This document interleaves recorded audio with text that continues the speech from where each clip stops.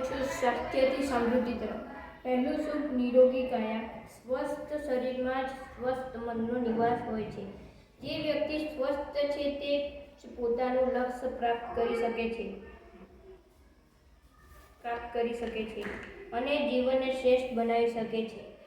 આરોગ્ય એ જીવનની સાચી સંપત્તિ છે. જૂની કહેવત પ્રમાણે જો સ્વાસ્થ્ય સારું નથી તો વ્યક્તિ ધનવાન હોવા છતાંય દુઃખી રહે છે. એટલે સ્વાસ્થ્ય ઉપર સૌથી વધારે ધ્યાન આપવું જોઈએ.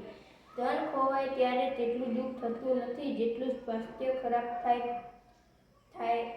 થવાથી થાય છે. એટલે ધનથી વધારે મહત્વ સ્વાસ્થ્યને આપો. આપણા સમાજમાં આરોગ્યની જાળવણી બાબતે જાગૃતિ હોવી જરૂરી છે. તેના અભાવે માણસો બીમાર પડે છે અને તેમનું સ્વાસ્થ્ય જોખમાય છે. કુટેવો તથા ખાવાની બિનજરૂરી વસ્તુઓ તથા બિન આરોગ્યપ્રદ વસ્તુઓ લેવાથી માણસો બીમાર પડે છે તથા તેમના આરોગ્ય ઉપર ગંભીર અસરો જોવા મળે છે. તેના કારણે તેઓ પોતાનું જીવન સારું જીવી શકતા નથી અને ક્યારેક બહુ મોટું આર્થિક નુકસાન સહન કરવું પડે છે. સ્વાસ્થ્યને જોખમાવાના કારણો: નંબર 1, ખોરાકની ગુણવત્તા ન અભાવે.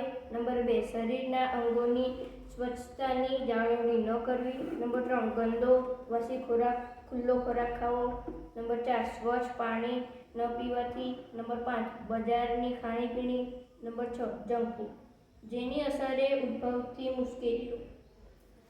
નંબર 1, શરીરનું આરોગ્ય જોખમાય. નંબર 2, શરીર અશક્ત બને.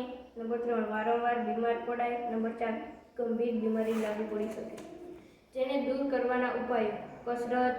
નંબર 1, કસરત, યોગ કરવા. નંબર 2, શાકભાજી, ફળ, કઠોળ ખાવા. નંબર 3, શરીરના અંગોની સ્વચ્છતા જાળવવી. નંબર 4, સ્વચ્છ પાણી પીવું. નંબર 5, જંક ફૂડ ન ખાવું. દેશની સમૃદ્ધિનો આધાર દેશના લોકોના સ્વાસ્થ્ય પર રહેલો છે. જે દેશના લોકોનું સ્વાસ્થ્ય સારું તે દેશના લોકો સમૃદ્ધિ દર એટલો જ ઊંચો.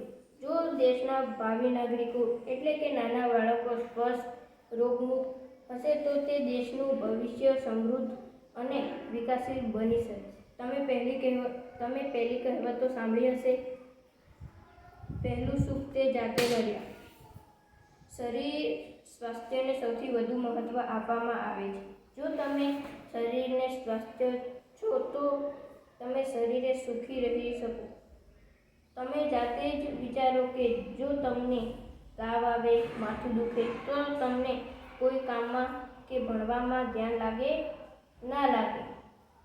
માટે જો આપણે આપણા પોતાના અને દેશનો વિકાસ ઈચ્છતા હોઈએ તો શરીરની સ્વચ્છતાને મહત્વ આપવું જોઈએ. અસ્તુ.